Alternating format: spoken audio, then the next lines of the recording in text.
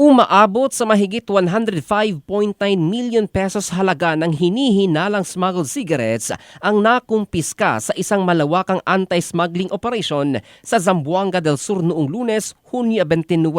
Pinangunahan ito ng 53rd Infantry Matapat Battalion ng Philippine Army katuwang ang iba't ibang law enforcement agencies. Ayon sa ulat, isinagawa ang magkakasabay na operasyon sa Barangay White Beach sa Pagadian City at Barangay Punta Fletcha sa bayan ng Pitogo. Nakumpiska ang kabuang 611 cases ng iba't ibang klase ng sigarilyo na hinihinalang ipinuslit sa bansa.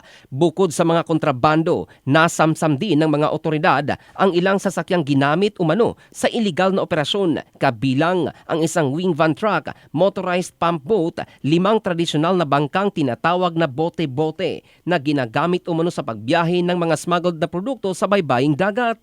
Sa hiwalay na operasyon sa Barangay Punta Fletcha, nadiskubre pa ng mga operatiba ang karagdagang 60 master cases ng iba't ibang brand ng sigarilyo na lalo pang nagpalaki sa kabuang halaga ng nakumpiskang mga kontrabando. Ayon sa mga otoridad, agad na isinuko ang lahat ng nakumpiskang sigarilyo at mga sasakyan sa Bureau of Customs Region 9 para sa tamang dokumentasyon at pagsasampa ng kaukulang kaso. Giit nila, mahalaga ang patuloy na kooperasyon ng iba't ibang ahensya upang mapigilan ang smuggling na sumisira sa ekonomiya at nagdudulot ng malaking pagkalugi sa pamahalaan.